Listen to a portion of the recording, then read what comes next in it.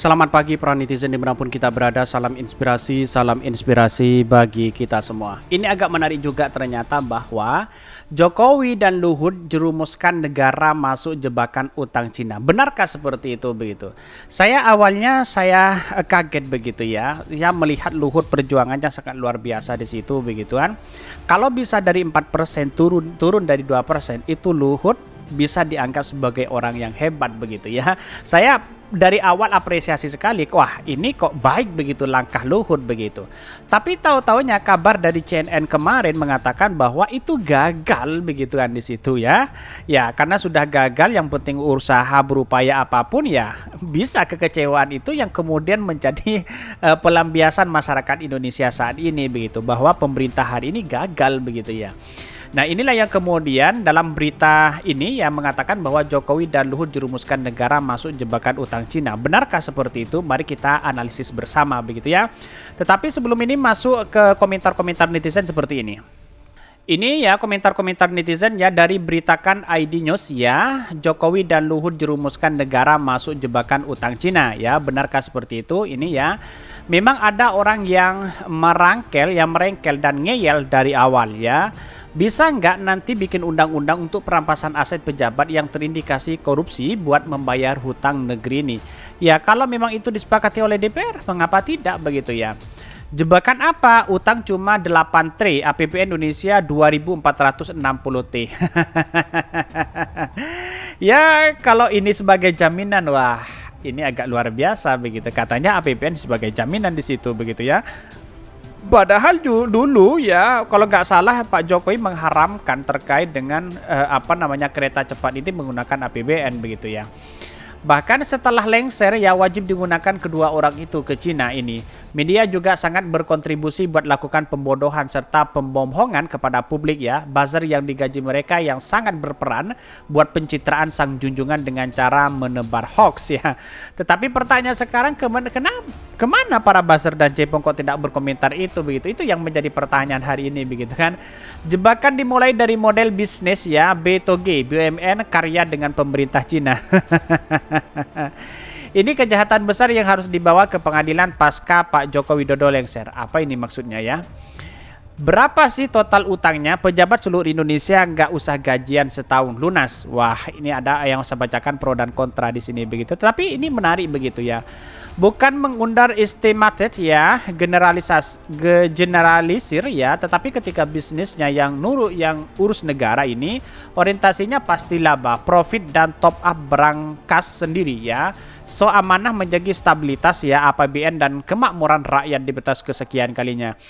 Ya menurut saya pribadi kalau memang ya tidak punya uang lalu kemudian tidak menggunakan APBN tapi ujung-ujungnya APBN menjadi taruhan ya, menjadi sebagai bentuk jaminan, maka wah ini rakyat semakin punya pertanggungjawaban luar biasa di situ begitu ya. Bahkan ini pasti buat bancakan rame-rame nggak mungkin proyek sebegitu ya tidak visible-nya bisa lolos kecuali anggota DPR itu ya semua bodoh semua. Seharusnya mereka itu ditangkap karena sudah jadi pengkhianat NKRI. NKRI sudah membuat NKRI kelilit utang. Di mana begitu kan? Jadi artinya kalau melihat dari jangka panjang itu sebenarnya kereta cepat itu baik begitu kan. Tetapi jangka panjangnya itu harus punya batas begitu. Misalnya 15 tahun, 20 tahun itu kan sangat menarik sekali begitu. Tapi kalau sudah ratusan tahun baru balik modal kata pengamat itu ya, ini kita harus berpikir ulang begitu kan. Ya, tetapi mari kita baca terlebih dahulu beritanya seperti ini. Apakah ini benar atau tidak begitu ya? Ini dari beritakan ya, saya mengutip dari Jokowi dan Luhut jerumuskan negara masuk jebakan utang Cina ya.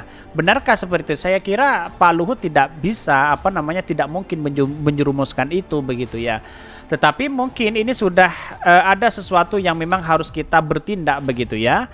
Ini ya, Presiden Joko Widodo dan Menteri Koordinator Bidang Kemaritiman dan Investasi Luhut Binsar Panjaitan dianggap menjerumuskan Indonesia masuk jebakan utang Cina. Itu muncul spekulasi dari netizen begitu ya, masuk ke jebakan Cina dan sebagainya begitu. Tetapi kami pribadi menganalisis bahwa ya karena Pak Luhut sudah mengawasi begitu kan dan bahkan berusaha tapi gagal di situ ya. Tetapi langkah ini cukup baik sebenarnya begitu kan. Dari 4% turun dari 3,4% yang awalnya yang diminta 2%, tapi menurut saya ini tetap gagal Pak Luhut begitu ya. Bahkan pernyataan itu disampaikan Direktur Gerakan Perubahan Muslim Arbi yang menganggap bahwa kegagalan Luhut negosiasi Cina agar suku hingga ya bunga jaminan untuk proyek kereta cepat Jakarta-Bandung ya KCJB menjadi 2% karena gagal. Suku bunga pinjaman tetap 3,4%. Luhut gagal nego Cina turunkan bunga pinjaman kereta cepat. Luhut dan Jokowi harus tanggung jawab. Mengapa? Dari awal proyek ini sudah tidak disetujui Menhub Ignatius ya Jonan yang akhirnya ditendang ya. Tegas Muslim kepada kantor berita politik RML.